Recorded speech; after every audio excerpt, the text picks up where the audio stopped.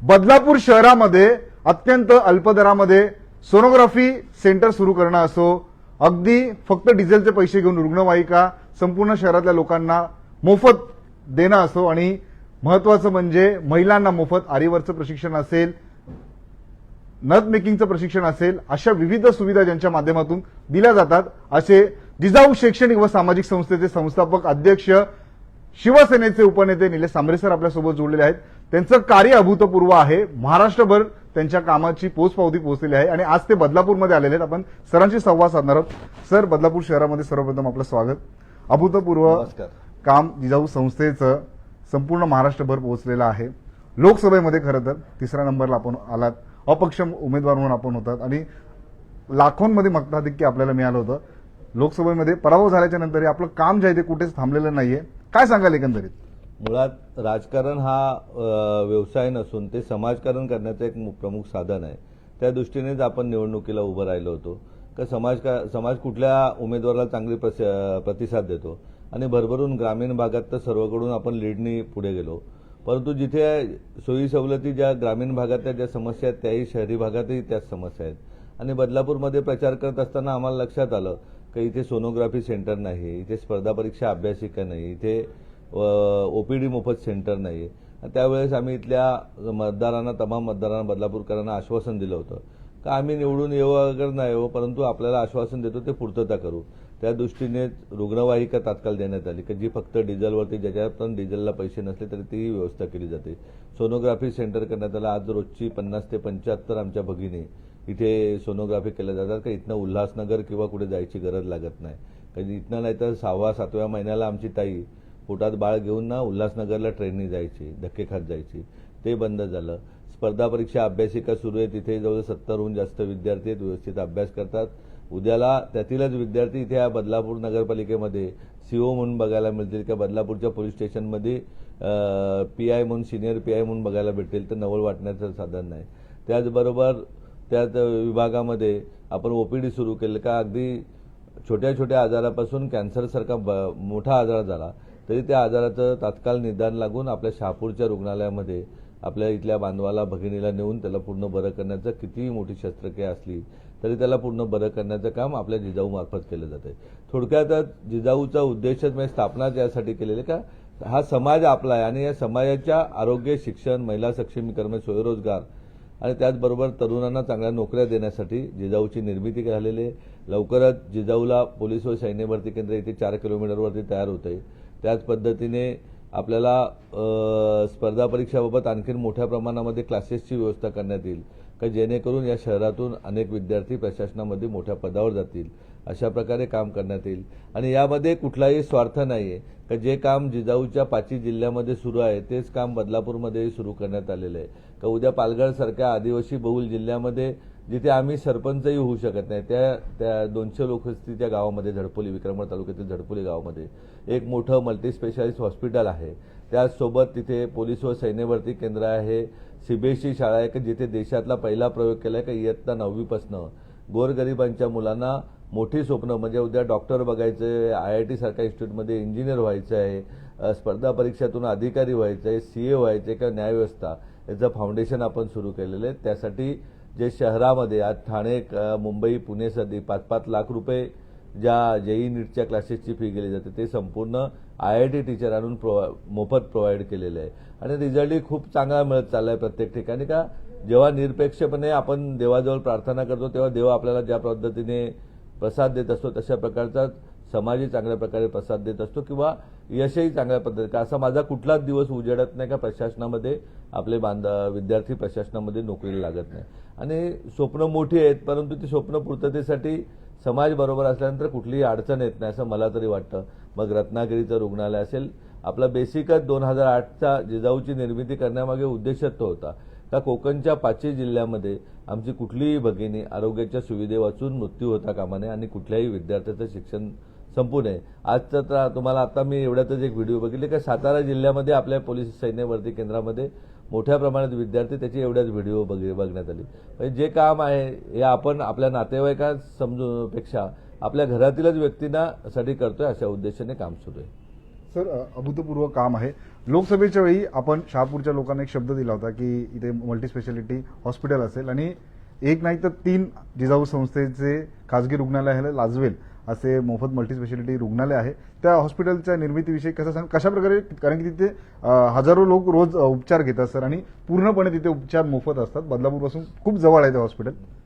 बदलापूरचे रुग्णही मोठ्या प्रमाणात तिथे येतात. आपण आश्वासन दिलं होतं, एक गणित आहे का, आपण बघितलं का अगदी जगज्जेता सिकंदरही रिकाम्या हाती गेलेला आहे. आपण बघतोय की जन्मानंतर जे आपण कार्य करू तेच मृत्यूनंतर लोक वाखाणत का. आज छत्रपती शिवाजी महाराजांची पूजा केली जाते कारण त्यांनी समाजासाठी देशासाठी काम केलं. आजही डॉक्टर बाबासाहेब आंबेडकरांची पूजा घर घर आपण का करतो, त्यांच्यामुळे आज आपल्याकडे राज्यघटना लिहून प्रत्येकाला त्याचे अधिकार मिळाले. मग त्या भगिनी असतील, महिला, पुरुष, माणूस असेल, याचे प्रत्येकाचे अधिकार मिळालेच. प्रत्येक समाजाला न्याय देण्याचं काम केलंय. त्या पद्धतीने आपणही आपल्या व्यवसायातून आलेला पैसा हा काय आपल्या एकट्याच्या मालकीचा नसून त्यावर 100% आपल्या समाजाचा अधिकार आहे. त्या दृष्टीने काम सुरू आहे. आज शहापूरच्या रुग्णालयामध्ये, भगवान महादेव समरे मोफत रुग्णालयामध्ये अगदी मेडिसिनपासून सोनोग्राफी, सिटी स्कॅनपासून सर्वच प्रकारच्या शस्त्रक्रिया आहेत. मला आज अभिमानाने वाटतोय का आपला उद्देश होता फक्त भिवंडी लोकसभेतील आमच्या समाजाने केलं. आज जळगाव, धुळा, नंदुरबार, पार इतर महाराष्ट्राच्या विविध जिल्ह्यातून तिथे रुग्ण येतात का. अगदी स्पाईनपासून सर्व प्रकारचे, ब्रेनपासून सर्व प्रकारच्या शस्त्रक्रिया होत आहेत आणि खूप आनंद वाटतो का आपला जन्म किंवा आपल्याकडे आलेल्या व्यवसायातून पैसा हा कोणाच्या ना कोणाचा जीव वाचवण्यासाठी जातो. यापेक्षा दुसरा आनंद काय म्हणायचा. आपल्या बदलापूर आणि बदलापूर परिसरातील मोठ्या प्रमाणामध्ये बांधव तिथेही उपचारासाठी येतात. खूप आनंद वाटतो का. एक अद्वितीय म्हणजे त्याच्यात कशातच गणता करता येणार नाही इतक्या प्रकारचा आनंद मिळतो का आपला उपयोग कुठेतरी समाजासाठी होतोय. आणि हे कुठलाही स्वार्थ न ठेवता निस्वार्थपणे होते. कारण 4 जूनला 4/2/2023 माझा पराभव झाला. 24 दुसऱ्या दिवशी आम्ही 5 जूनपासून आपण आपलं काम होतं ते काम संस्थेचं सुरू केलेलं आहे का. 5 जूनलाच पहिला मेडिकल कॅम्प घेण्याचं का, जेणेकरून आज महिला सक्षमीकरणाबाबतही बदलापूर शहरामध्ये खूप मोठ्या प्रमाणामध्ये काम चालू. ज्या भगिनी सांगतील त्या प्रकारचं प्रशिक्षण देऊन त्यांना उभं करण्याचं, स्वतःच्या पायावर उभं करण्याचं काम आपली जिजाऊ करते का. जेणेकरून दादा 2 पैसे कमावतो, त्याबरोबर ताईने 2 पैसे कमावले तर त्या घराला उद्या निवडणुका आल्यानंतर कोणतरी येईल आणि 5,000 रुपये देईल, मग मतदानाला जाऊ, अशा प्रकारची वेळ येणार नाही. आणि ते स्वाभिमानाने कुटुंब जगेल आणि स्वाभिमानाने माणूस जगला पाहिजे. हे ते जगवण्याचं काम आपले जिजाऊ प्रयत्न करते. सर विकासाच्या दृष्टीने अभूतपूर्व वाटचाल करणारं आपलं बदलापूर शहर आहे. शहराची लोकसंख्या दिवसागणिक वाढते आहे. जिजाऊच्या संस्थेच्या माध्यमातून येणाऱ्या काळामध्ये काय काय भेट लोकांसाठी असणार आहे, काय काय उपक्रम लोकांसाठी असणार आहे आणि सर एकंदरीत जर लोकांना आपल्यासोबत जोडायचं असेल, जिजाऊ संस्थेसोबत जोडायचं असेल तर त्यांना काय सांगा. पहिल्यांदा तर या बदलापूर परिसरामध्ये आपण सीबीएसई शाळेसाठी जागा बघतोय का, जेणेकरून गोरगरिबांच्या मुलांना ज्याप्रमाणे श्रीमंतांची मुलं शिकतात त्याप्रमाणे गुणवत्तेचं सीबीएसईचं शिक्षण मिळालं पाहिजे. त्यांनी स्वप्न मोठी पाहिली पाहिजेत आणि ती स्वप्न पूर्ण करून घेण्यासाठी प्लॅटफॉर्म उभा करून देण्याचं काम जिजाऊ करते. त्याचबरोबर बदलापूर शहरामध्ये एक रुग्णवाहिका कमी पडली तर आणखीन एक रुग्णवाहिका आम्ही देऊ की, जेणेकरून इथल्या निघणाऱ्या आजारी पडणाऱ्या किंवा आजारी असणाऱ्या आमच्या बांधवांना, भगिनींना उपचारासाठी शहापूरच्या रुग्णालयामध्ये नेता येईल.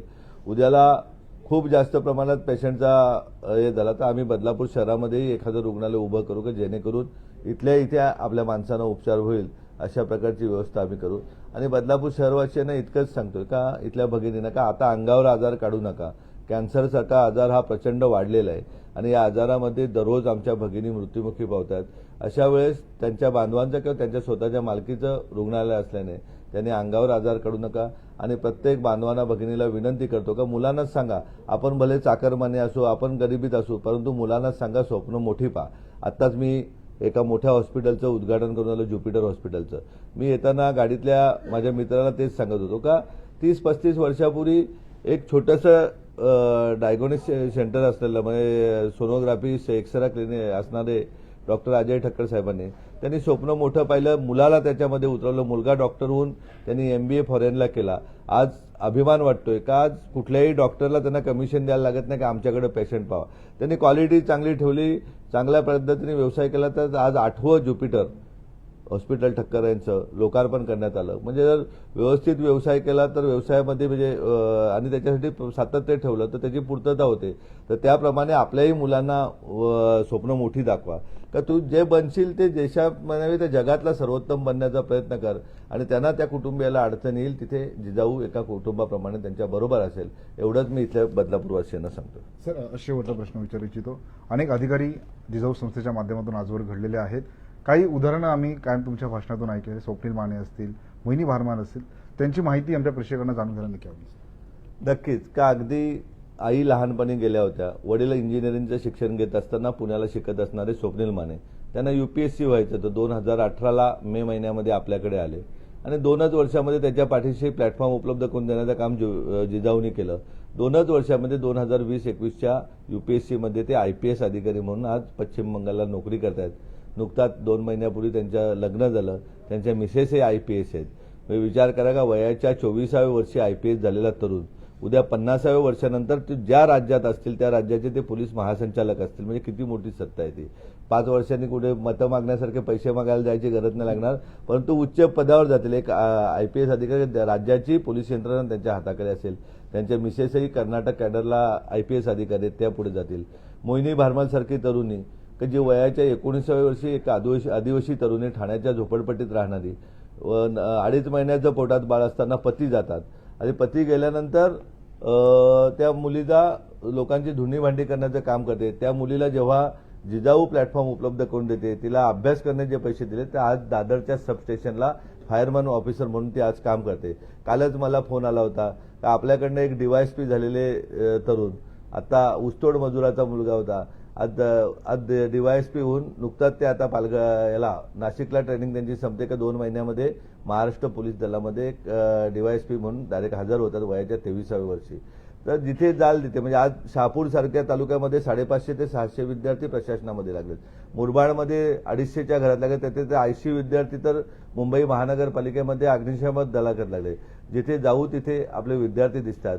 उद्याला देशाच्या कानाकोपऱ्यामध्ये IAS IPS अधिकारी हे आपल्या जिजाऊ अकॅडमीतून घडले पाहिजेत असं मला वाटतंय. या बदलापूर शहरातूनही दरवर्षी 2-4 पोरं विद्यार्थी तरी UPSC होऊन देशाच्या केंद्र सरकारच्या सर्वोच्च यंत्रणेमध्ये कार्यरत राहावेत हीच अपेक्षा.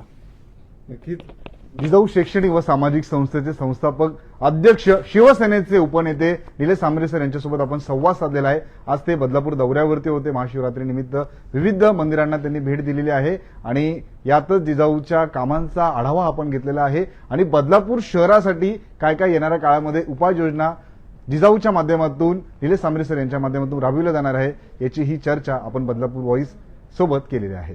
बदलापूर शहरातील व ग्रामीण भागातील अशीच प्रत्येक बातमी, प्रत्येक घडामोड आम्ही आपल्यापर्यंत पोहोचत राहू. बदलापूर शहरातील व ग्रामीण भागातील अशाच बातम्या पाहण्यासाठी आताच बदलापूर व्हॉइस न्यूजच्या फेसबुक, इंस्टा, ट्विटर अकाउंटला फॉलो करा. तसेच आमच्या YouTube चॅनलला सबस्क्राईब करायला विसरू नका.